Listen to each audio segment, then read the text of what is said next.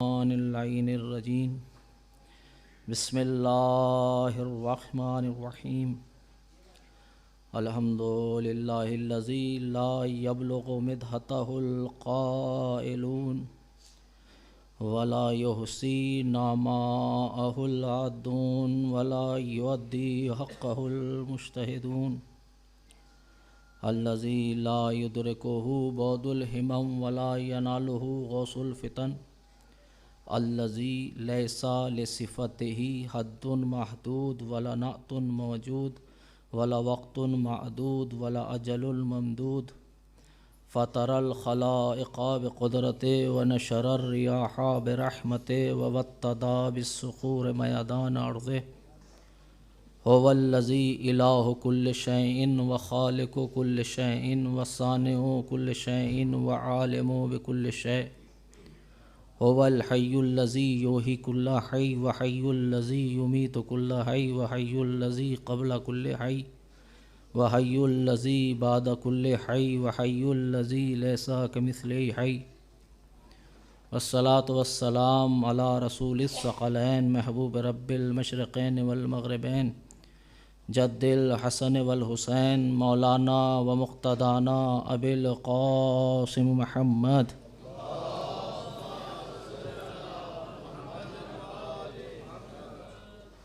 اما بعد فقد قال اللہ تعالی فی کتابہ الکریم وہو اصدق الصادقین وقولہ الحق بسم اللہ الرحمن الرحیم ویقول الذین کفروا لست مرسلا قل کفی باللہ شہیدا بینی وبینکم ومن عندہ علم الکتاب صلوات ارشاد۔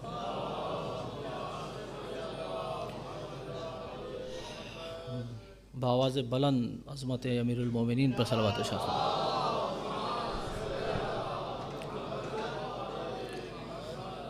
عزیزان محترم اور برادران ایمانی، دوستان عزیز اور بزرگان ملت، امام علی اور قرآن کریم کی روشنی میں جس سلسلے کا آغاز کیا تھا، آج ہم اس کے دوسرے مرحلے میں داخل ہو رہے ہیں۔ کل میں نے آپ کے سامنے جو گفتگو پیش کی تھی وہ یہ تھی کہ کس طرح سے ہم اپنی ذات سے اور اپنی کتاب ذات کے مطالعے سے کتاب مبین تک پہنچ سکتے ہیں، اور کیسے ہم انسان سے امام کی بارگاہ میں پہنچ سکتے ہیں۔ کل کی میری گفتگو اس سلسلے سے آپ نے گوش گزار کی۔ آج آپ کی خدمت میں آیت کے ذیل میں اور اپنے موضوع سے متعلق گفتگو کرنی ہے۔ سورہ مبارکہ رعد قرآن مجید کا 13واں سورہ ہے، اور اس سورے کی آخری آیت ہے،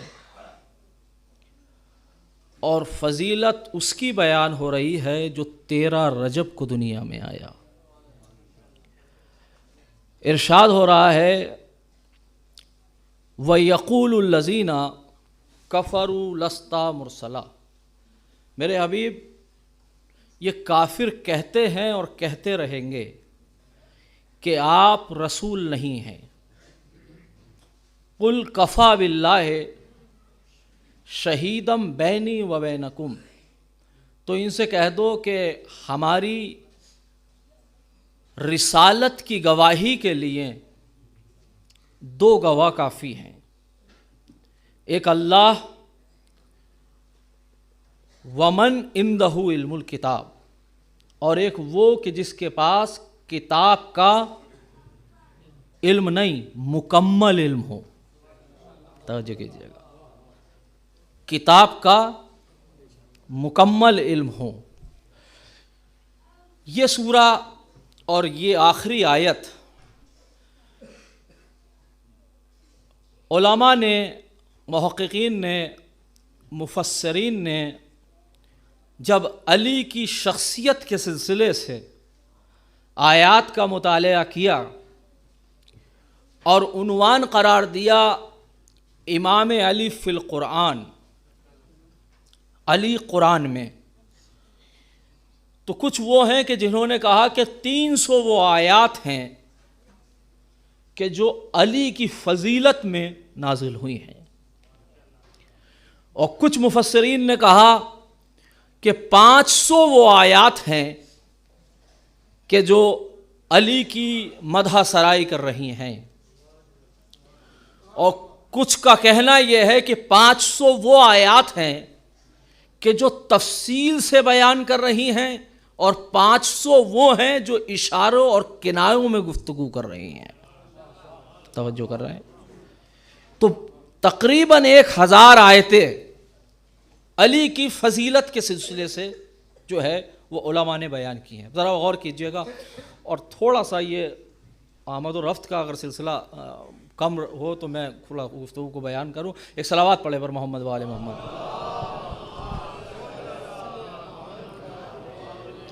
کیونکہ وہ تھوڑا سا اس سے ڈسٹرب ہوتا ہے، تو بس میری گزارش ہے کہ ذرا بعد میں آپ لوگ یہ کر لیں۔ ایک صلوات اور ارشاد فرمائیں پر محمد و آل محمد۔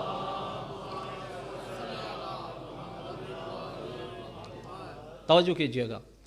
تو لہٰذا اب آپ اندازہ کیجئے کہ علی کی فضیلت کے سلسلے سے تقریباً 1000 آیات علماء نے نقل کی ہیں، اور جب حدیث کی بات آتی ہے تو وہ ہزاروں کی تعداد میں حدیث پیغمبر صلی اللہ علیہ وآلہ وسلم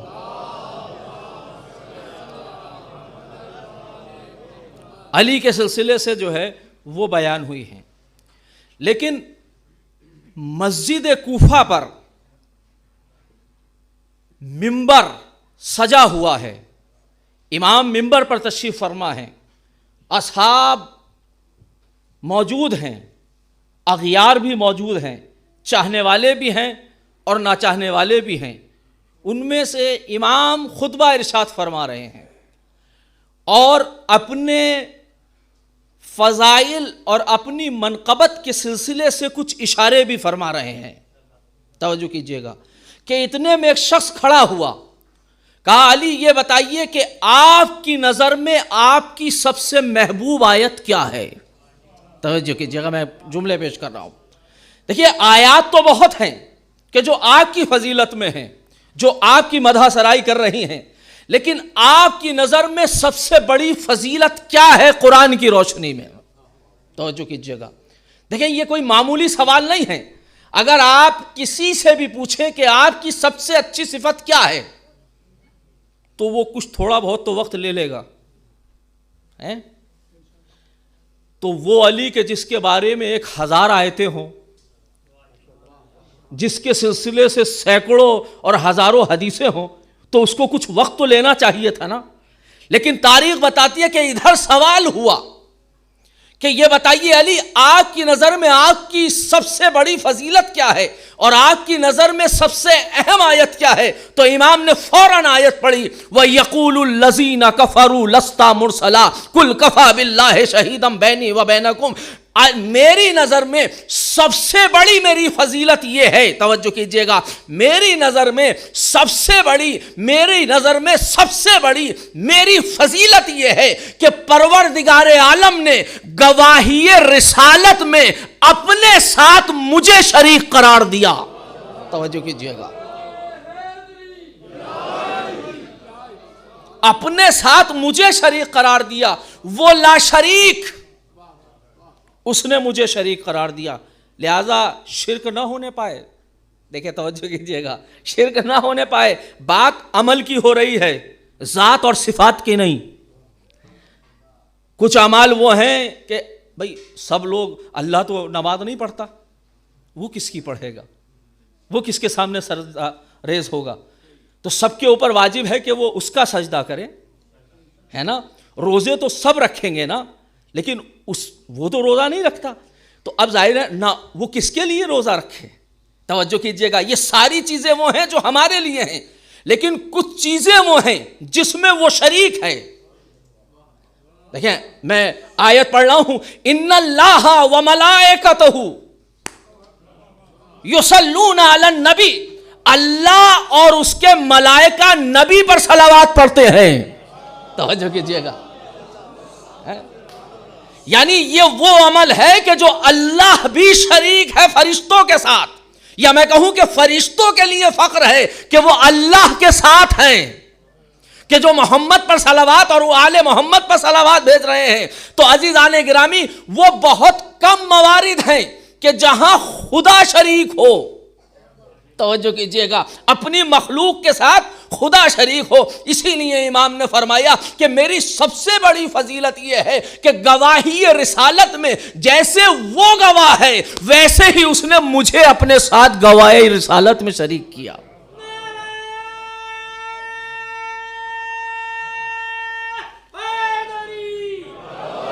یہ علی کی فضیلت ہے۔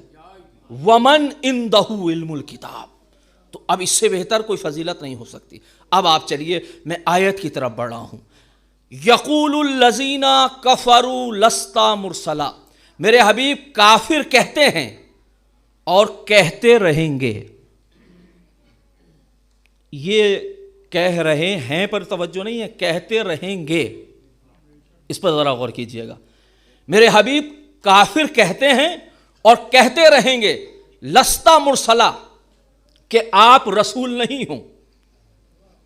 تو میرے حبیب ان سے کہہ دو کہ ہماری رسالت کی گواہی کے لیے تمہاری ضرورت نہیں ہے، اس لیے کہ میرا حبیب کائنات کا محتاج نہیں ہے، کائنات رسول کی محتاج ہے۔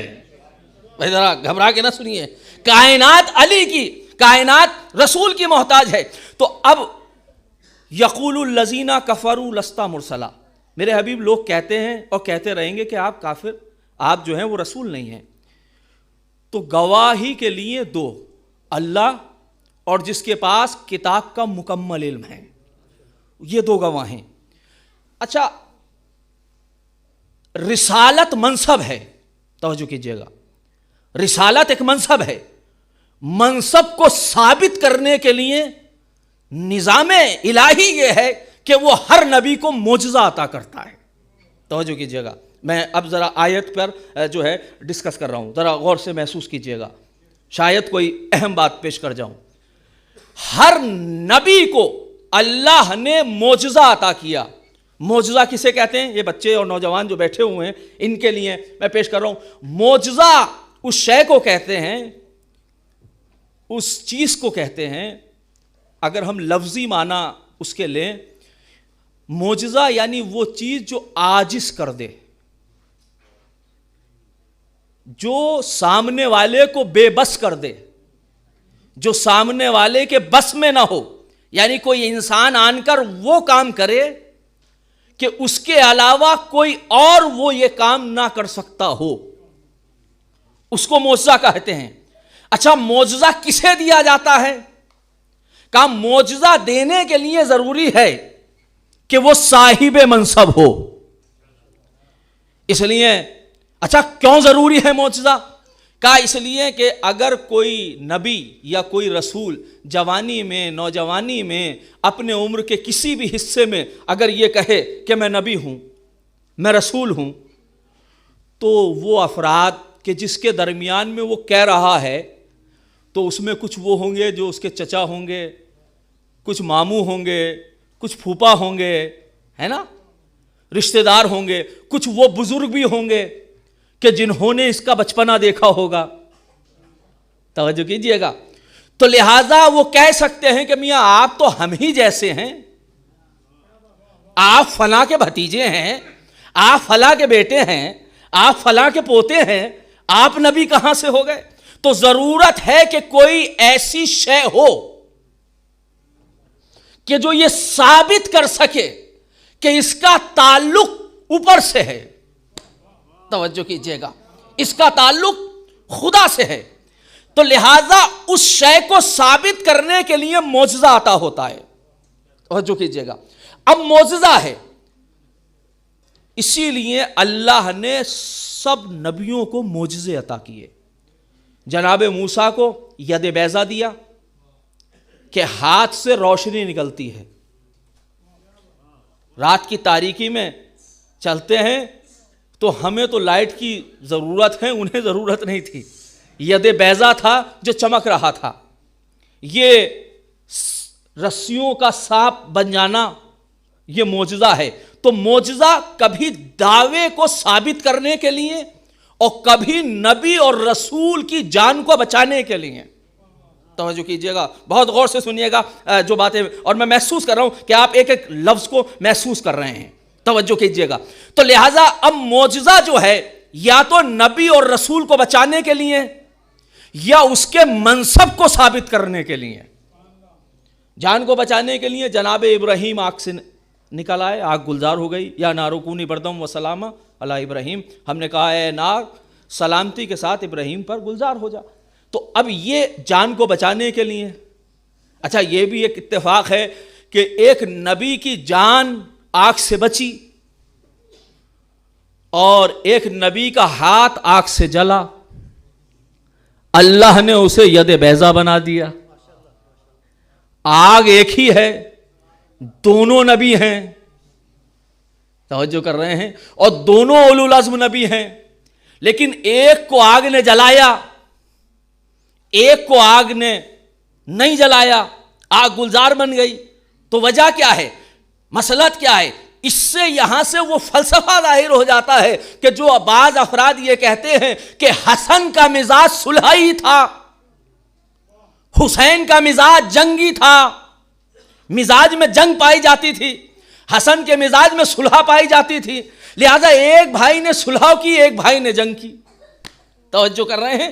تو عزیزان گرامی, جو انبیاء اور رسول ہوتے ہیں وہ اپنے مزاج کے اعتبار سے نہیں چلتے, وہ دین کے حق میں کیا بہتر ہے اس کے اعتبار سے فیصلہ کرتے ہیں.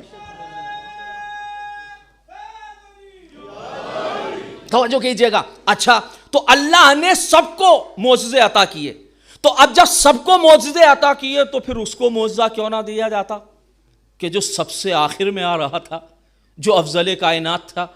اب تاریخ بتاتی ہے کہ سب کو, کسی کو ایک معجزہ, کسی کو 2 معجزہ, کسی کو 4 معجزے, کسی کو 5 معجزے, کسی کو 10 معجزے, اس طرح سے دیے. لیکن جتنے بھی انبیاء کو معجزے دیے گئے تھے وہ سارے معجزے رسول کو عطا ہوئے. توجہ کیجئے گا, میں نتیجے پہ آ رہا ہوں.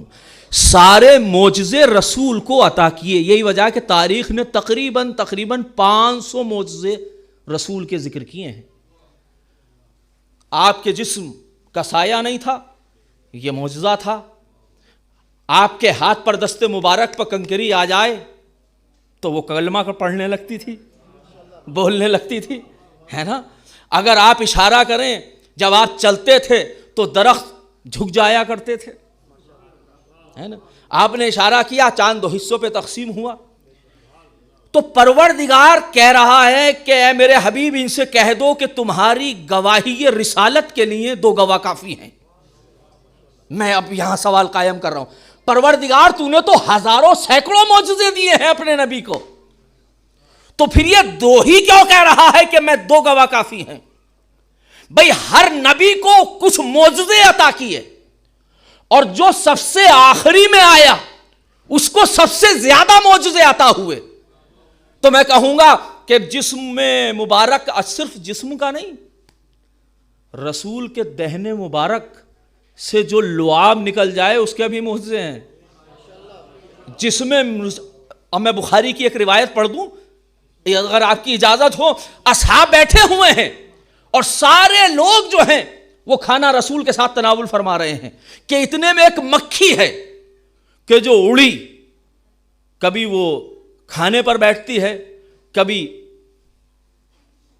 اصحاب کے اوپر بیٹھتی ہے, مگر رسول کی طرف نہیں آتی. سب کے اوپر مکھیاں ہیں مگر جسم رسالت کا یہ معجزہ ہے کہ ان کے جسم مبارک پر مکھی نہیں آتی. کسی صحابی نے اٹھ کر ایک مرتبہ کہا, یا رسول اللہ یہ ہماری سمجھ میں نہیں آتا. یہ مکھیاں سب کے پاس آ رہی ہیں, یہ آپ کے پاس کیوں نہیں آتی؟ اب تاریخی جملہ ہے, بخاری سے پیش کر رہا ہوں, تاریخی جملہ ہے. رسول نے فرمایا ان مکھیوں کا شعور تم سے زیادہ ہے. توجہ کیجیے گا, اس مکھی کا شعور تم سے زیادہ ہے. یہ جانتی ہے کہاں بیٹھنا ہے کہاں نہیں بیٹھنا ہے.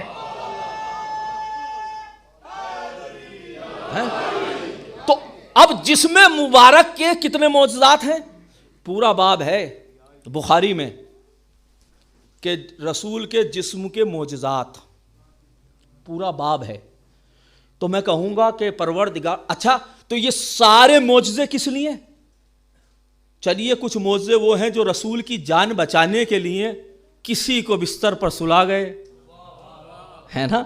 تو یہ تو بڑے لمیٹیڈ اور بڑے محدود معجزے ہیں جہاں اپنی جان بچانے کے لیے رسول نے معجزات دکھائے ہیں.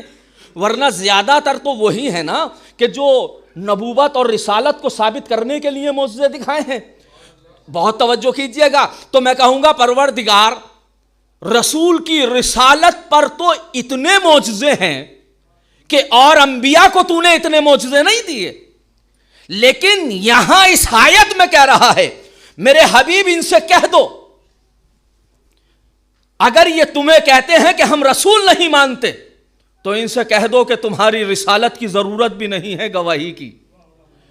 رسول کی گواہی کے لیے دو گواہ کافی ہیں, ایک قرآن, ایک اللہ, اور ایک ومن عندہ علم الکتاب, جس کے پاس کتاب ہے. تو مجھے بتائیے, تو معجزات تو رسول کے اتنے ہیں, تو وہ جو معجزات دکھائے گئے کیا وہ رسالت کے اوپر گواہ نہیں تھے؟ کیا وہ رسول کی رسالت کو ثابت نہیں کر رہے تھے؟ تو عزیزو رسول کی رسالت کو ثابت تو کر رہے تھے. اب آپ غور کیجئے گا, ایک جملہ کہہ رہا ہوں, اگر آپ محسوس کر سکیں, یہ میری اتنی تفصیلی گفتگو کا نتیجہ میں پیش کر رہا ہوں. تو ہر نبی کو معجزے دیے گئے اور ہر نبی کا معجزہ اس وقت تک تھا جب تک کہ وہ تھا. توجہ کیجئے گا میں کیا عرض کر رہا ہوں, اس وقت تک تھا کہ جس وقت تک کہ اس کا وجود تھا. آج کوئی رسی سانپ نہیں بن رہی. توجہ کر رہے ہیں, آج سمندر کا پانی راستے نہیں بنا رہا, بڑی محنت کرنی پڑتی ہے انجینئرز کو راستے کے لیے, تو نہیں بنا رہا, خود بخود راستے نہیں بن رہے ہیں. آج کوئی نہیں ہے کہ جو مبروس کو صحیح کر رہے لمحوں میں. جناب عیسیٰ کیا معجزہ, قرآن نے کہا کہ وہ مردے کو بھی زندہ کر دیا کرتے تھے اذن الہی سے. تو جناب عیسیٰ دنیا سے گئے, معجزہ ساتھ چلا گیا. جناب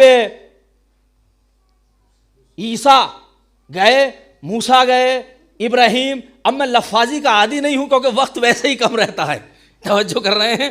تو جتنے بھی انبیاء آتے رہے معجزہ دکھاتے رہے, اور معجزوں کے ساتھ ساتھ جیسے جیسے وہ گئے ویسے ویسے ان کے معجزے گئے. تو میں نے کہا پروردگار تو رسول کے ساتھ ساتھ تو 500 معجزے تقریباً تاریخ نے لکھے ہیں.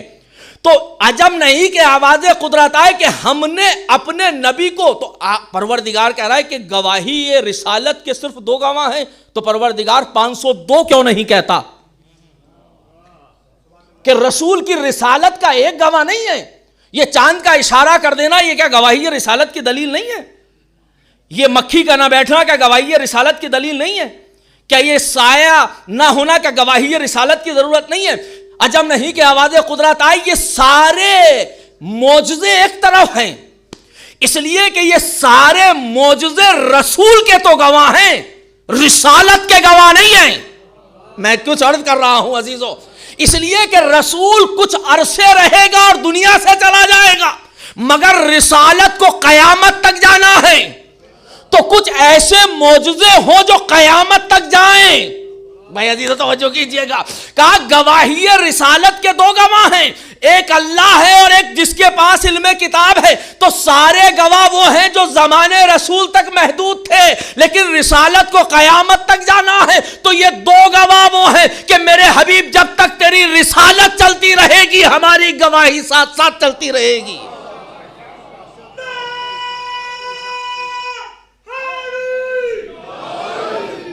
ہماری رسالت ساتھ ساتھ. اب آپ دیکھیے کس طرح سے گواہی دی گئی.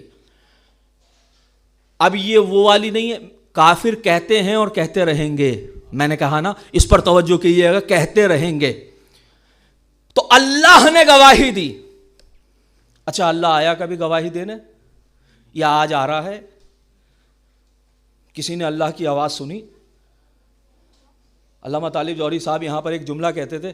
وہ کہتے تھے کہ بھائی ہو سکتا ہے اس زمانے میں نہ آتا ہو, پچھلی تاریخ میں اگر آیا ہو تو مجھے بتاؤ, اور اسے کہیں آنا چاہیے نہ آنا چاہیے, کم سے کم اپنے گھر تو آتا ہوگا ہیں, اپنے گھر تو. اب ظاہر ہے کہ میں اندر تو نہیں گیا, تو ان سے پوچھو جو اندر گئے ہیں.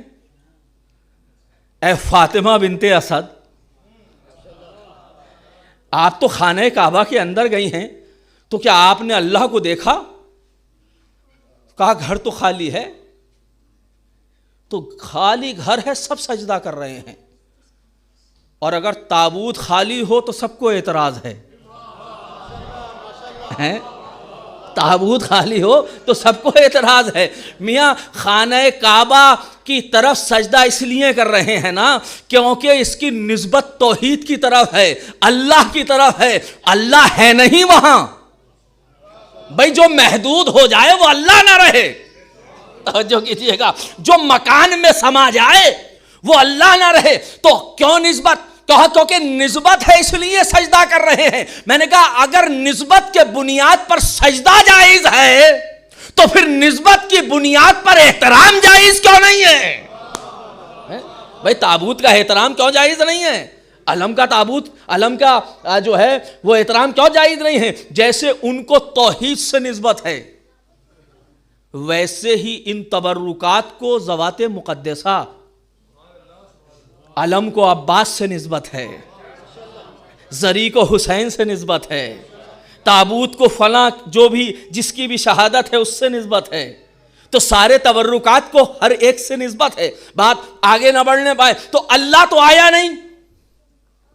تو جب وہ اس وقت نہیں آیا کہ جب محدود معجزے کام کر رہے تھے, تو پھر قیامت تک توجہ کیجئے گا, تو پھر قیامت تک کیسے ہوگا؟ قیامت کا سلسلہ آگے کیسے چلے گا؟ تو اللہ نے آواز دی دیکھو ہم نہیں آئے. تو سارے مفسرین نے لکھا کہ اللہ نے اپنی گواہی رسالت کے اوپر جو دی وہ دی اپنے کلام سے. وہ توجہ کیجئے گا, اور اس کا کلام کیا ہے؟ کہا قرآن کے ذریعے سے. توجہ کیجئے گا, قرآن کے ذریعے سے اس نے گواہی دی کہ دیکھو یہ کلام میرا کلام ہے, تو میں رسول کی رسالت کی گواہی دے رہا ہوں. تو اگر رسول کی رسالت کی گواہی کے لیے تو دوسرے معجزات بھی تھے. کہا فرق ہے ان معجزوں میں اور اس معجزہ قرآنی میں. کہا فرق کیا ہے؟ کہا جاؤ سورہ اسراء پڑھو. آواز آئی لو ان اجتمعت الانس والجن والانس. قرآن نے کہیں کہیں جن کو پہلے رکھا ہے اور انس کو بعد میں رکھا ہے, لیکن یہ وہ آیت ہے کہ جہاں جن کو پہلے رکھا انس کو بعد میں رکھا, اس لیے کہ چیلنج کر رہا ہے. تو یہ نہیں ہے کہ قرآن نے پہلے چیلنج کیا, نہیں, قرآن آج بھی چیلنج کر رہا ہے گواہی رسالت کے طور پر, کیونکہ قرآن معجزہ ہے. تو اگر معجزہ ہے پروردگار اعلان کر رہا ہے دیکھو اگر تم میں ہمت ہے, لئن اجتمعت الجن والانس, اگر جن اور انس جمع ہو جائیں, ان یاتوا بمثل ھذا القرآن, کہ اس قرآن کا ایک مثل بنا لے آئیں. توجہ کیجئے گا, اس لیے کہ گواہی رسالت کے لیے معجزہ ہے. تو اگر رسالت کو قیامت تک جانا ہے تو یہ بھی ایسا معجزہ ہو, توجہ کیجئے گا, جس کا کوئی بدل نہ لا سکے. تو قرآن آج بھی کہہ رہا ہے, عربی زبان آج بھی ہیں, پڑھنے والے آج بھی ہیں, تو بڑا آسان ہوتا دشمنان اسلام کے لیے کہ وہ قرآن دوسرا بنا کے لے آتے, اسلام خود بخود جو ہے منہدم ہو جاتے اس کے ارکان. لیکن کیا ہے, قرآن نے کیا کہا کہ تم سورہ اسراء میں کہا کہ ایک قرآن کا مثل لے کر آؤ, اور پھر اس کے بعد کہا ہم جانتے ہیں کہ تم اس کا مثل نہیں لے سکتے. فرمایا پھر دوسرا سورہ ہود میں فرمایا فاتو بے اشر سورن مفتریات، دیکھو تم 10 سوروں کا جواب لے آؤ. تم پورا قرآن نہیں لا سکتے تو کم سے کم 10 سوروں کا جواب لے آؤ. اچھا یہ نہیں کہا کہ بڑے بڑے سورے سورہ بقرہ ٹائپ کے لے آؤ، چھوٹے چھوٹے خود چن لو. والعصر لے لو، سورہ کوثر لے لو، توحید لے لو، ایک ایک جو ہے وہ سورہ لو اور 10 سورے بنا لے آؤ. تو قرآن نے 1400 برس پہلے چیلنج کیا تھا اور قیامت تک کر رہا ہے، لیکن کوئی جواب نہیں ہے. اچھا پھر قرآن نے آواز دی پورے قرآن کا تم جواب نہیں لا سکتے، 10 سوروں کا جواب نہیں لا سکتے، تو چلو لو اب انداز بدل گیا. لو انزلنا ھذا القرآن، اگر تمہیں شک ہے ان کنتم فی ریب مما نزلنا علی عبدنا، اگر تم اس میں شک کرتے ہو قرآن میں کہ یہ ہمارے عبد پر، ہمارے پیغمبر پر نازل ہوا نہ نازل ہوا، فاتو بسورۃ من مثلہ، تو اس جیسا ایک سورہ لے آؤ. توجہ کیجئے گا، قرآن کا ایک سورہ لے آؤ. تو بڑا آسان تھا نا عرب کے لیے کہ وہ ایک سورہ لے آتے اور کہہ دیتے لیجئے آپ کے معجزے کو ہم نے ختم کر دیا. اگر ختم کر دیتے تو پھر معجزہ کیسے رہتا؟ توجہ کیجئے گا، جواب نہیں لا سکے. اب میں نتیجہ دے رہا ہوں، جواب نہیں لا، اور قرآن قیامت تک ایک سورے کا جواب، صرف 3 آیتیں ہیں سورہ کوثر کی. تو قرآن تو آج بھی چیلنج کر رہا ہے. عربیدہ بہت ہیں، بڑے سے بڑا ادیب موجود ہے، قرآن کی 3 آیتوں کو بنا کے لے آئے اور اس کا جواب. اس کا مطلب یہ ہے کہ یہ کوئی آسان کام نہیں ہے. توجہ کیجئے گا، اس لیے کہ قرآن معجزہ ہے، اس کا جواب نہیں لا سکتے. تو لہٰذا اب خود پروردگار نے آواز دی دیکھو ہماری گواہی قرآن کے ذریعے سے ہے، اگر تم اس کا جواب نہیں لا سکے تو مان لو کہ میرا رسول ہے. توجہ کیجئے گا، میرا رسول ہے، یہ تم مان لو. تو قرآن کا کوئی بدل نہیں ہو سکتا. تو اللہ نے اپنی گواہی دی قرآن کے ذریعے سے، تو یہ ایک ایسا معجزہ تھا جس کا کوئی بدل نہیں ہو سکتا. تو اب جیسا یہ معجزہ تھا، جیسا یہ گواہ تھا، ویسا کوئی دوسرا بھی گواہ ہونا چاہیے. بھائی توجہ کیجئے گا، ویسا ہی دوسرا گواہ 2 ہیں، ویسا ہی دوسرا بھی گواہ ہونا چاہیے. تو جیسے قرآن کا کوئی مثل اور نظیر نہیں ہے، ویسے ہی جو پورے قرآن کا علم رکھتا ہو جیسا کوئی بندہ نہیں ہے.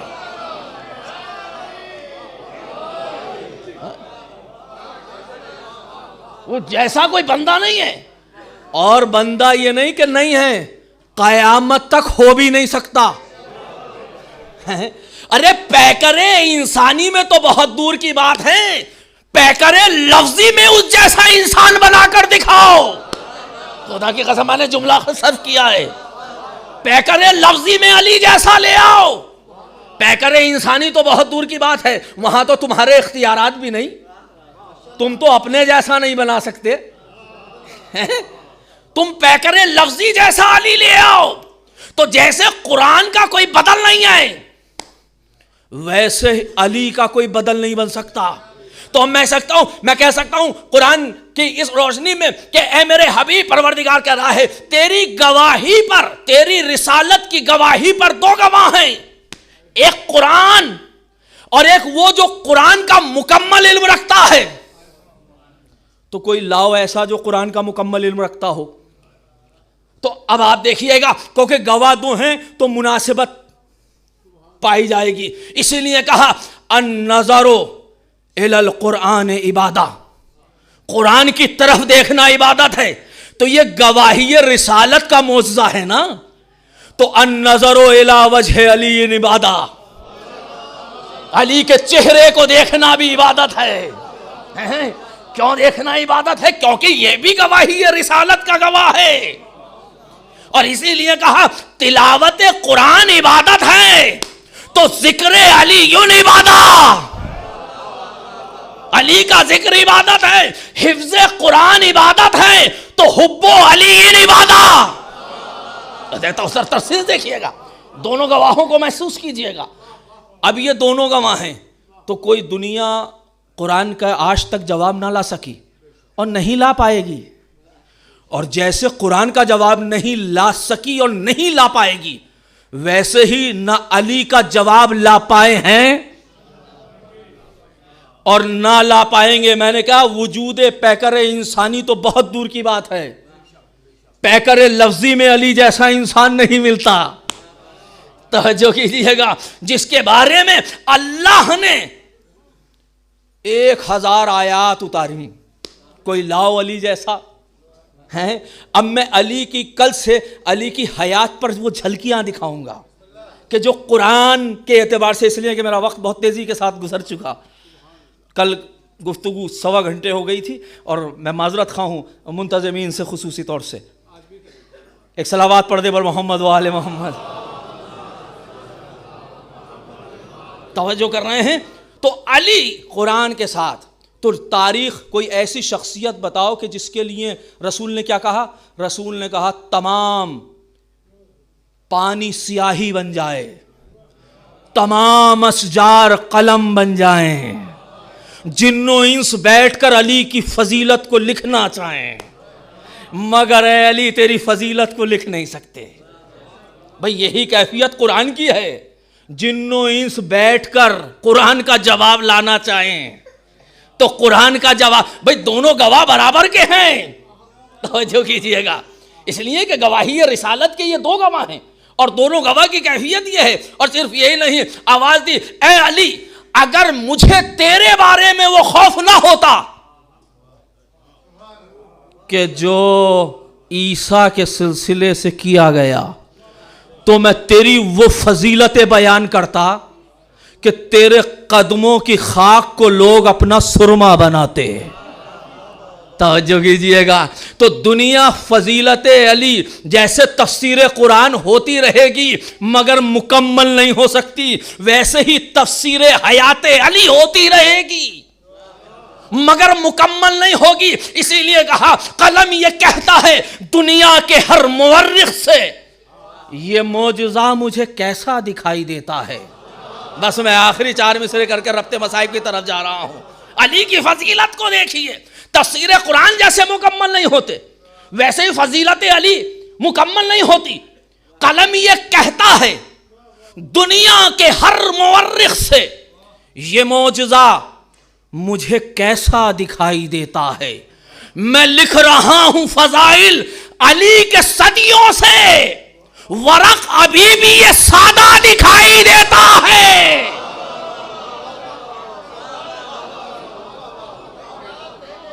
ایک صلوات پڑھ دیں بر محمد و آل محمد.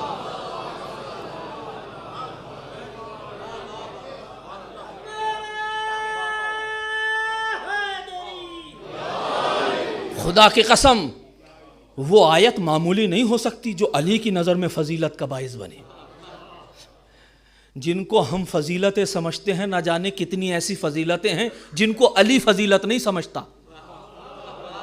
فضیلتوں کے لیے یہ فضیلت ہے کہ وہ در علی پہ آ گئے. فضیلت ہم سوچتے ہیں کہ یہ بہت بڑی فضیلت ہے علی کی کہ 2 انگلیوں میں باب خیبر کو اٹھا لیا. خدا کی قسم یہ ایسا ہی ہے جیسے 2 پہلوان کوئی کاغذ کے ٹکڑے کر دیتا ہے. اس کے لیے کوئی معجزہ نہیں ہے. کیوں؟ اس لیے کہ خود کہہ رہے ہیں کہ میں نے الہی طاقت سے اٹھایا ہے. تو الہی طاقت بھئی کتنا بھی وزنی ہو، کتنا 40 ملین 40 ٹن، اچھا 40 ٹن، لیکن ٹن محدود کر دیا نا آپ نے. بھئی توجہ کیجئے گا، طاقت محدود ہے نا بھئی، ٹن محدود ہے نا کہ 40 ٹن. ایسا نہیں کہ مجھے یاد نہیں تھا، میں کہلوانا چاہتا تھا. تو اس کا مطلب یہ ہے کہ طاقت محدود ہے، کتنی بھی ہو مگر محدود ہے. تو جو قادر مطلق لامحدود کی طاقت کا مظہر ہو اس کے سامنے ٹن نہیں چلتے. علی لامحدود طاقت کا مظہر ہے، تو اس کے سامنے تو ایسے ہی ہے جیسے کہ تو کاغذ کو پھاڑ دیا. تو علی کی نظر میں یہ فضیلت نہیں ہے. یہ ہم جیسوں کے لیے اور ان جیسوں کے لیے فضیلت تھی جن سے کچھ نہیں ہو رہا تھا، ہے نا. اب دل چاہ رہا ہے مگر وقت بہت ہو چکا ہے. بس توجہ کیجیے گا، کل پیش کروں گا انشاءاللہ، یہیں سے گفتگو کا آغاز کروں گا. تو آپ نے دیکھا تو یہ علی کے لیے فضیلت نہیں ہے، بلکہ یہ فضیلت بستر رسالت پہ سو جانا، یہ علی کے لیے فضیلت ہے. ارے جس کے قدم دوش رسالت پہ جائیں اس کے لیے بستر پہ سو جانا کون سی فضیلت کی بات ہے؟ ہاں ان کے لیے فضیلت کی بات ہے جن کو بستر پہ بیٹھنے نہ دیا گیا. بھائی عزیزوں میں اب اشارے میں سمجھیے، وقت نہیں ہے بھائی. جن کو بیٹھنے نہ دیا گیا ان کے لیے فضیلت ہے، لیکن اس کے لیے فضیلت نہیں ہے جس کے قدم دوش مبارک پر جائیں. نہیں، دوش مبارک تو بہت کم بات ہے جس کے لیے قرآن کہہ رہا ہو انفسنا و انفسکم. ارے جو نفس رسول ہو،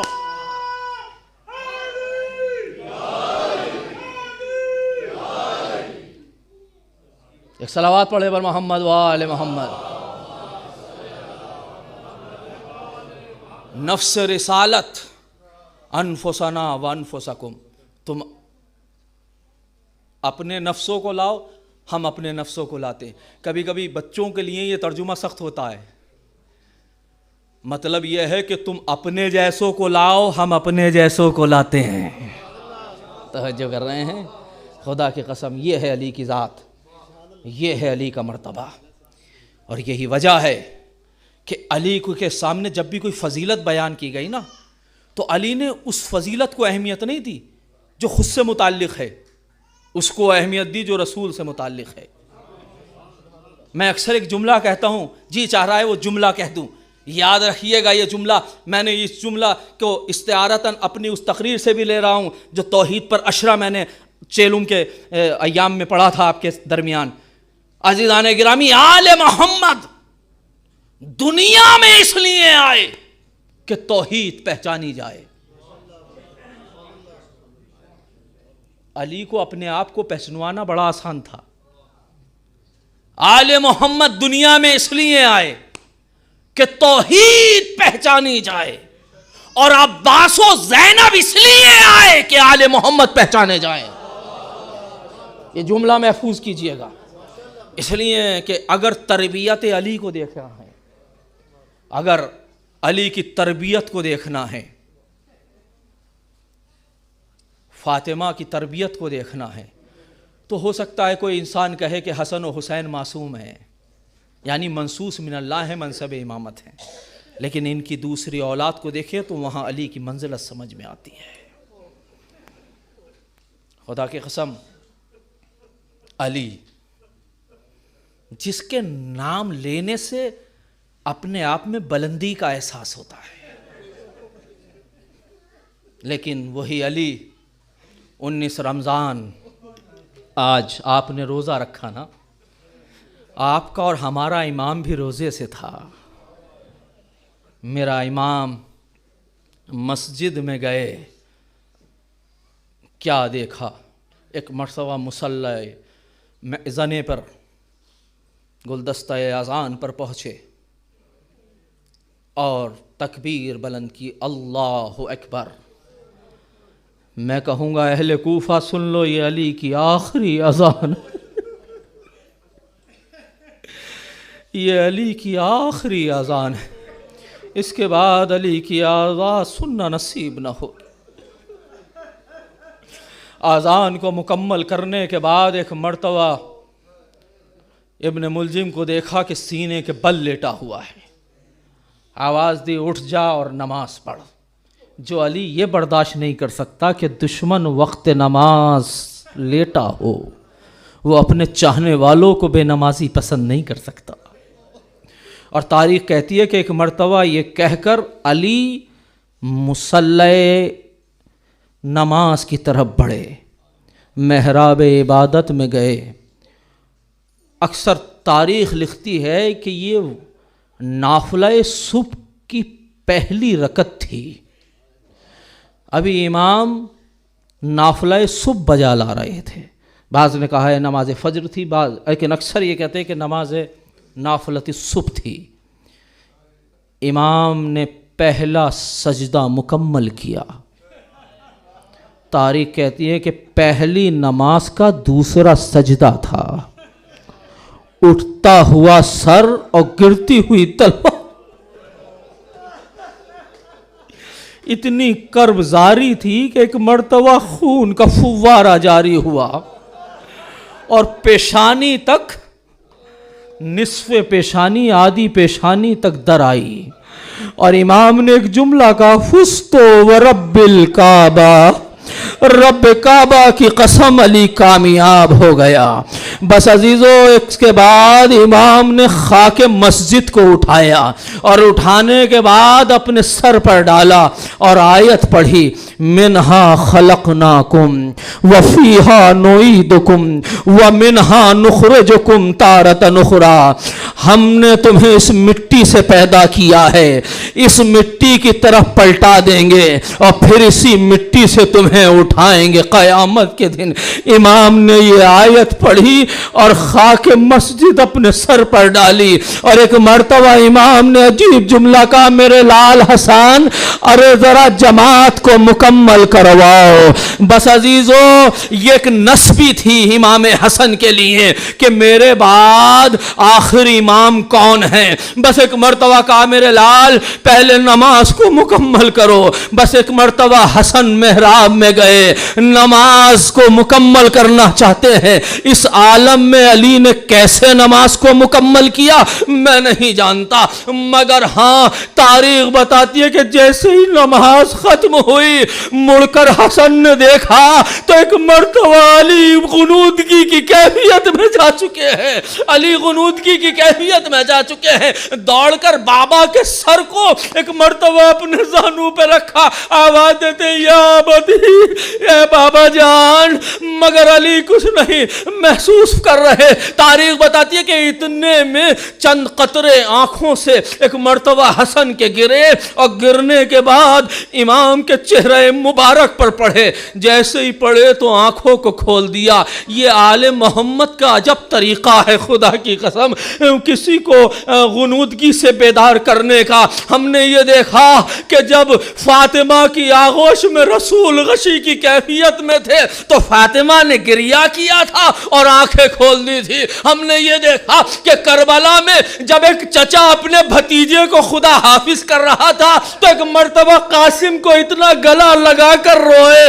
میرے بھائی حسن کی نشانی، تاریخ کہتی ہے اغمے علیہما، دونوں غشی کی کیفیت میں چلے گئے، لیکن اس کیفیت میں پانی نہیں تھا کہ جو چھڑک زینب نے آنسوؤں کو بہایا اور ایک مرتبہ بیدار ہوئے، وہی کیفیت یہاں ہے۔ حسن نے ایک مرتبہ آنسوؤں کو بہایا، بیدار ہو گئے۔ کیا دیکھا کہ حسن دہاڑے مار کر رو رہے ہیں، حسین قدموں سے لپٹ کر رو رہے ہیں، قدموں سے لپٹ کر رو رہے ہیں۔ آواز دی، میرے لاڈلو صبر کرو، اے میرے بیٹو، ہر انسان کو ایک دن جانا ہے۔ اے میرے بیٹا حسین، گریہ نہ کر میرے لال، ابھی تیرا امتحان بڑا سخت ہے۔ میرے بیٹے، لا یوم کا یوم کا ابا عبداللہ، ارے تیرا جیسا تو دن کسی کا نہیں ہے میرے لال، میرے لال گریہ نہ کر۔ بس ایک مرتبہ تاریخ بتاتی ہے کہ امام کی کیفیت یہ ہے کہ اپنے قدموں سے چل بھی نہیں سکتے، اپنے قدموں سے چل بھی نہیں سکتے۔ کہا، امام نے فرمایا، امام حسن نے، لاؤ ایک گلیب کو منگاؤ۔ گلیب ایک چادر موٹی کمبل ٹائپ کی، اس کو لے کر آیا گیا اور ایک مرتبہ امام کو اس میں لٹایا۔ عزیزو، مجھے اس منظر کے ساتھ کچھ منظر یاد آ رہے ہیں۔ تاریخ اہل محمد میں کچھ جنازے وہ ہیں کہ جن کو چادروں میں اٹھایا گیا ہے۔ ایک امام کاظم کا جنازہ جب پلے بغداد پر ڈال دیا گیا، اور ایک وہ جنازہ تھا کربلا میں کہ جب ایک طرف سے قاسم کا اٹھاتے تھے تو دوسری طرف سے ٹکڑے ہو جاتا تھا۔ حسین نے ابا کا دامن کو بچھا۔ اور تیسری کیفیت یہ ہے کہ ایک مرتبہ حسین اور حسن اپنے بابا کو زندگی میں ایک چادر پر لٹا رہے ہیں اور ایک مرتبہ لے کر چلے اور جیسے ہی لے کر چلے تاریخ نے لکھا جیسے جیسے چاہنے والے پیچھے پیچھے قریب آ رہے ہیں، پیچھے پیچھے چاہنے والے ہیں۔ بس عزیزو میں نے گفتگو کو ختم کیا، جب گھر کے قریب پہنچے تو آواز دی میرے لال حسن ذرا میرے قریب آ۔ کہا بابا کیا کہنا چاہتے ہو؟ میرے لال ذرا اپنا گوشت میرے قریب لے کر آؤ۔ بس ایک مرتبہ بابا کیا چاہتے ہیں؟ کہا میرے لال میں جب گھر سے چلا تھا تو اپنے قدموں سے آیا تھا، میری بیٹیاں مجھ کو ایسا دیکھیں گی تو برداشت نہ کر سکیں گی، میرے لال مجھے گلیف سے اتار دو۔ بس ایک مرتبہ امام گلیف سے اترے اور ایک ہاتھ حسن کے شانوں میں ڈالا، دوسری طرف سے حسین نے عباس نے پکڑا۔ بس کیفیت یہ ہے کہ چل رہے ہیں، جب بالکل در بیت مقدس سے قریب آئے تو ایک مرتبہ فرمایا میرے لال حسن میرے چاہنے والوں سے کہو کہ وہ اپنے گھروں کو واپس چلے جائیں۔ اے بابا یہ تو تسلی و تشفی کے لیے آئے ہیں، دیکھو میں نہیں چاہتا جب میں گھر کے اندر جاؤں زینب ام کلثوم جب میرا شگافتہ سر دیکھیں تو اپنی آوازوں کو بلند کریں، ان کی آواز نامحرموں کے کان میں کہوں گا مولا ارے یہی کوفہ ہوگا، زینب ام کلثوم بے برہنہ۔ بس عزیز و ختم کر دی مجلس۔ بکیفیت یہ ہے اسی اثنا میں تاریخ بتاتی ہے ابن ملجم کو گرفتار کر کے لایا گیا، جیسے ہی گرفتار کر کے لایا گیا امام نے دیکھا کہ ایک مرتبہ ابن ملجم کانپ رہا ہے، ہیبت سے کانپ رہا ہے۔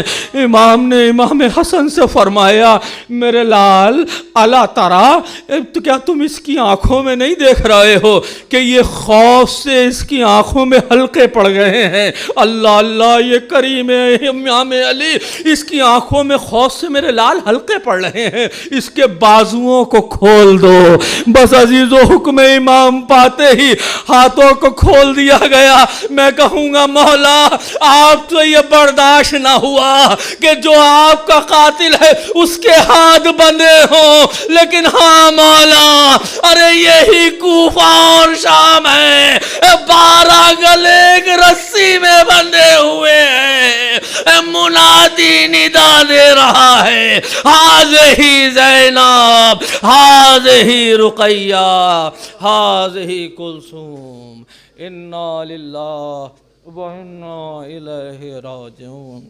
سیعلم الذین ظلموا